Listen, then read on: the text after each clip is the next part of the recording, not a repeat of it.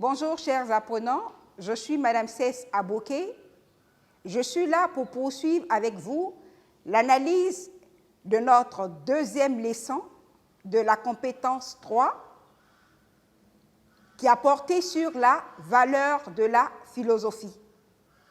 Rappelons que dans la première partie de notre leçon, nous avons eu à caractériser la philosophie, la raison et le mythe, et nous avons par la suite montré la nécessaire complémentarité entre la raison et le mythe. Dans cette dernière partie, nous verrons en grand 3 la valeur de la philosophie dans l'histoire de l'humanité. Cette dernière partie de notre leçon a deux sous-parties qui sont grand A, la raison et le mythe comme fondement de la philosophie. Grand B, le rôle de la philosophie dans l'histoire de l'humanité. En tant que discours rationnel, c'est-à-dire discours axé sur la raison, la philosophie n'a nullement rejeté le discours mythique, car la raison est loin de revendiquer un pouvoir absolu dans la compréhension et l'explication de la réalité. Pour l'épistémologue Georges Gusdorf, la philosophie naît par épuration du mythe, dans son œuvre Mythe et société. Autrement dit, le discours philosophique a émergé en raffinant le discours mythique. Chez Platon, philosophe grec de l'Antiquité, le mythe trouve un intérêt assez remarquable, car il utilise dans ses dialogues philosophiques pour exprimer l'ineffable, c'est-à-dire ce qu'on ne peut exprimer par des mots, pour expliquer ce qui dépasse l'entendement humain. De plus, le mythe sert à enseigner. Le mythe chez Platon a une valeur cognitive, didactique et pédagogique. Tel le mythe de la caverne, au livre 7 de la République, qui explique la théorie de la connaissance, la théorie des idées.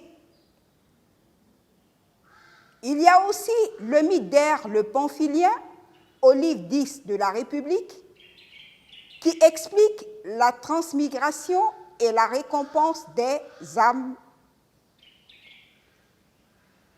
Étienne Borne a donc raison de renchérir. On sait aujourd'hui que le mythe ne peut être jeté hors de la pensée. Œuvre de l'homme, le mythe doit nous éclairer sur l'homme. Et dans la mesure où la philosophie est de plus en plus une anthropologie, elle ne peut se passer d'une doctrine du mythe. Dans son œuvre, Le problème du mal. En outre, chers apprenants, signalons que le mythe permet à la philosophie de définir et d'expliquer certaines spécificités très profondes de l'homme que la raison elle-même et la science ne sauraient expliquer. L'écrivain Roger Caillois a raison de conclure que c'est dans le mythe que l'on saisit mieux à vif la collusion des postulations les plus secrètes du psychisme individuel et de l'existence sociale. Dans son œuvre, Le mythe et l'homme. Cette idée était perspective déjà également chez Platon, qui s'est servi du mythe de l'androgyne pour expliquer l'origine des désirs de l'homme et celle de sa nature insatiable. Platon dans Le banquet. Et au-delà même de Platon, les philosophes tels que Nietzsche les philosophes tels que Freud n'ont pas boudé l'explication mythique. Dans leurs réflexions, ils s'en servent pour expliquer certains pans de l'humanité et de la réalité de l'histoire des hommes.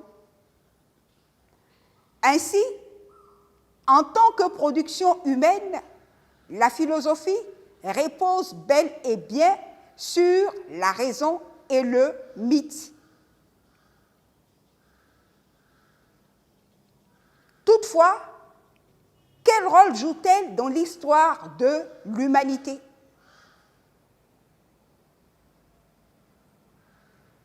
Grand B, le rôle de la philosophie dans l'histoire de l'humanité.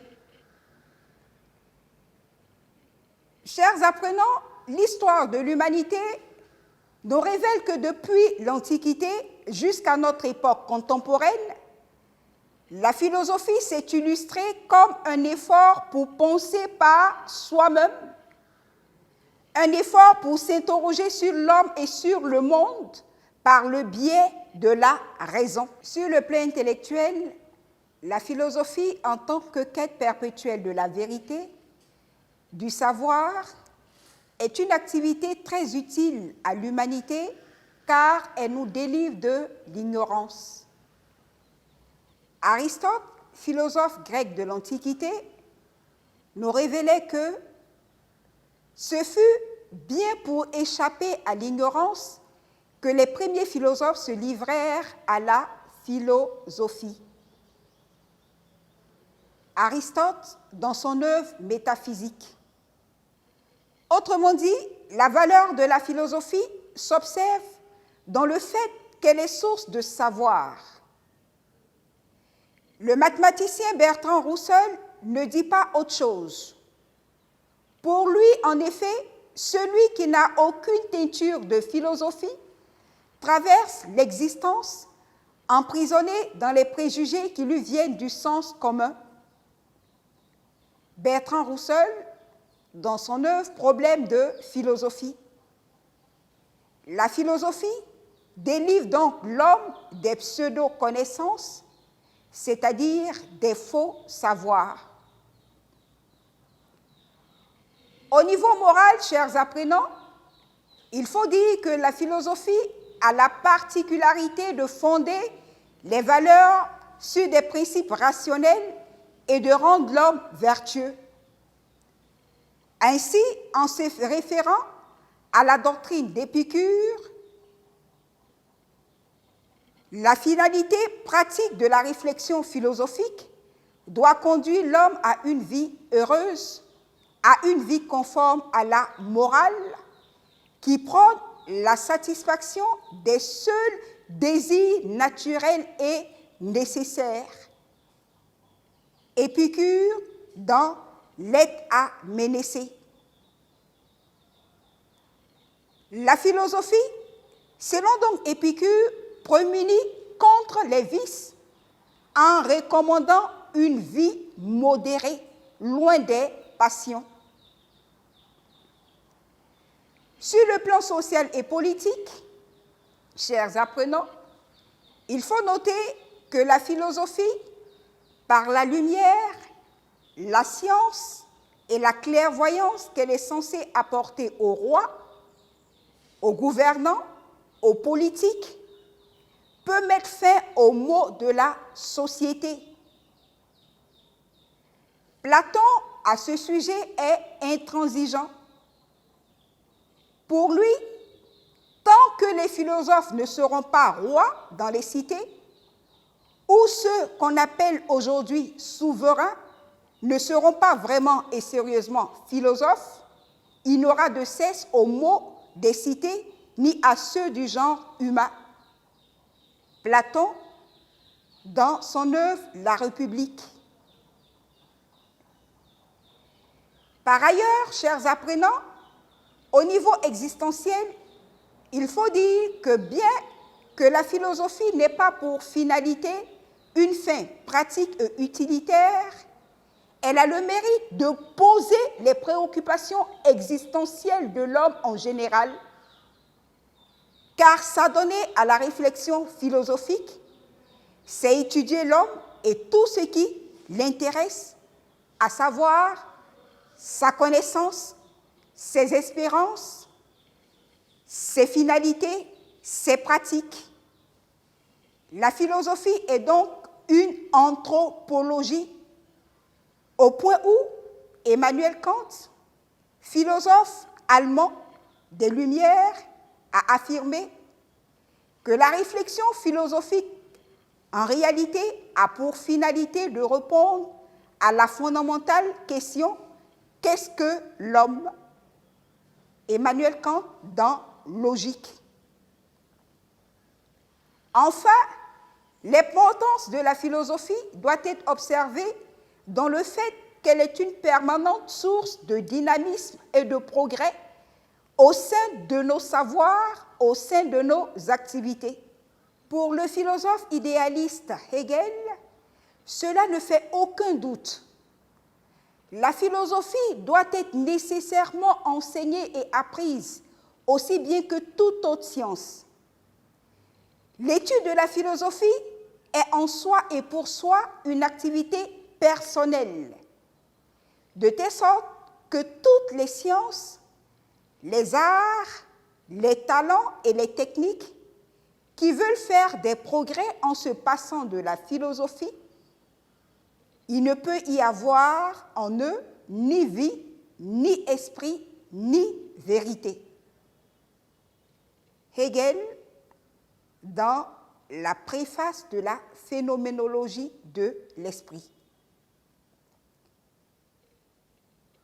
Plus clairement, sans l'esprit philosophique qui va du non-savoir au savoir et du savoir au non-savoir, aucun pas en avant n'est possible dans les productions spirituelles et matérielles de l'humanité. Et Claude Bernard a raison lorsqu'il affirme « La philosophie entretient la soif de la connaissance de l'inconnu et le feu sacré de la recherche. » Claude Bernard, Introduction à l'étude de la médecine expérimentale. Autrement dit, la philosophie est en définitive source de progrès permanent. Chers apprenants, que retenir au terme de notre leçon? En conclusion, nous disons qu'au demeurant, la question relative à la valeur de la philosophie dans l'histoire de l'humanité a mis en relief les liens dialectiques entre la raison et le mythe qui, bien que procédant différemment, ne s'excluent pas systématiquement. Bien au contraire, le discours philosophique permet de démontrer que la raison et le mythe sont complémentaires en vue de démystifier le réel pour une meilleure compréhension et explication de l'histoire de l'humanité et de tout ce qui intéresse l'homme. Ainsi, parce que la philosophie illumine et examine de façon critique l'homme, son monde, ses connaissances, ses productions, ses activités et ses valeurs, elle reste et demeure une activité indispensable à l'histoire de l'humanité et au progrès. Mais qu'est-ce que le progrès? Est-il en mesure de rendre l'homme heureux? Ces questions seront analysées dans la leçon 3 de notre compétence. Mais pour l'heure, chers apprenants, nous allons passer à une activité d'application pour voir si vous avez assimilé les arguments forts de notre leçon relative à la valeur de la philosophie. Cette activité d'application portera sur un sujet de dissertation philosophique. Soyez donc attentifs au sujet. Sujet: la philosophie est-elle un luxe? Chers apprenants, je vous invite à procéder à l'étude parcellaire du sujet. Dans une première partie de notre activité d'application, nous allons aller pour définir les termes et expressions essentiels du sujet. Quels sont les termes essentiels du sujet? La philosophie est-elle un luxe? Pour ce sujet, chers apprenants, nous avons deux termes essentiels, à savoir la philosophie et un luxe. Qu'est-ce que la philosophie? De façon contextuelle, la philosophie, disons, chers apprenants, que c'est l'amour de la sagesse, la quête perpétuelle de la vérité, la pensée rationnelle, critique et éthique. Deuxième terme essentiel de notre sujet, un luxe. Le luxe, chers apprenants, c'est ce qui est superflu. Le luxe, c'est l'excès, ce qui n'est pas nécessaire, ce qui n'est pas indispensable à la vie, ce dont on peut se passer. Au regard de la définition des termes et expressions essentielles du sujet, quelle est la difficulté intellectuelle que pose notre sujet? D'où notre grand 2, problème à analyser. Le problème que pose le sujet soumis à notre réflexion est bel et bien le suivant. La philosophie est-elle nécessaire? Je reprends. Problème à analyser. La philosophie est-elle nécessaire? À la suite de ce problème, nous allons passer aux axes d'analyse, d'où notre grand 3, axes d'analyse et références possibles. Nous allons ici dégager deux axes d'analyse. Axe 1, la philosophie, une activité superflue. En quoi, chers apprenants, la philosophie est-elle une activité superflue? En argument 1, nous disons qu'à l'origine, la philosophie est une quête de savoir pur, une quête désintéressée de la vérité. En cela, s'adonner à une telle activité paraît superflu. Confère Aristote dans Métaphysique, les premiers philosophes poursuivaient le savoir en vue de connaître et non pour une fin utilitaire. Autrement dit, la philosophie est une activité désintéressée. Argument 2. L'activité philosophique elle-même est une activité inachevée. Elle est remise en cause perpétuellement et elle est controversée.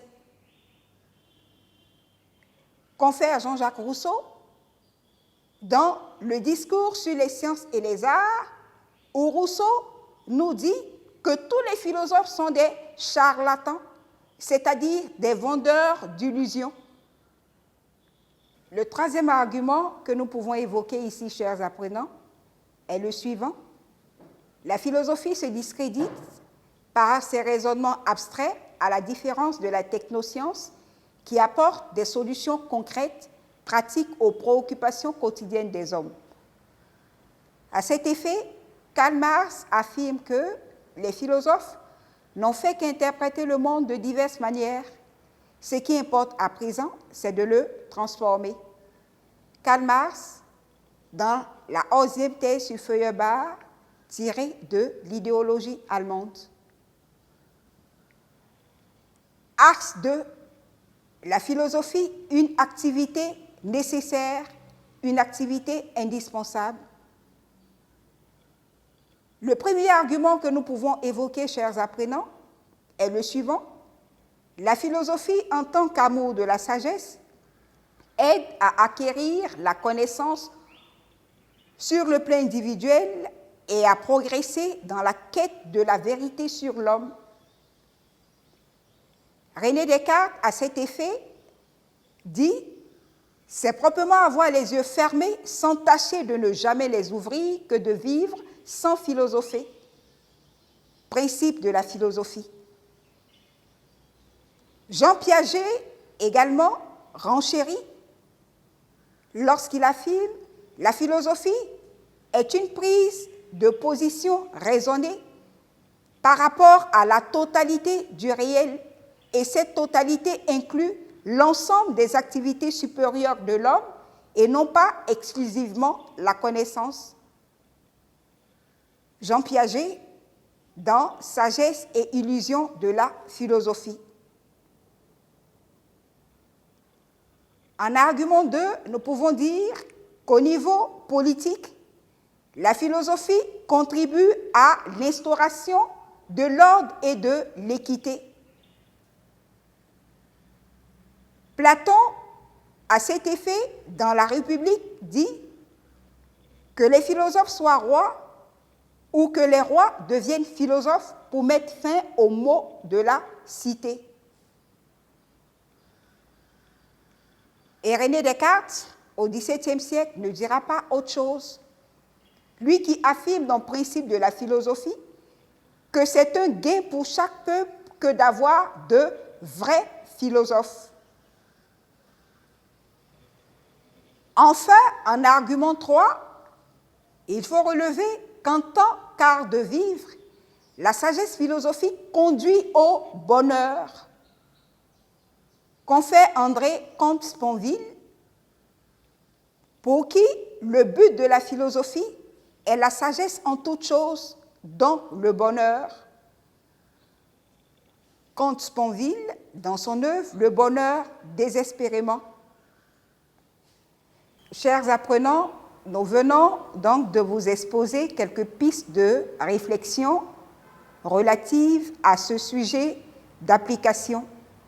Nous vous invitons donc à rédiger intégralement la dissertation philosophique en procédant à la rédaction de l'introduction, du développement et de la conclusion.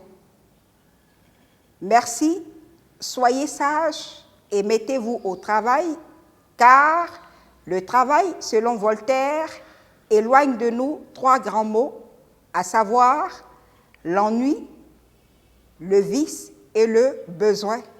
À bientôt dans nos salles de classe.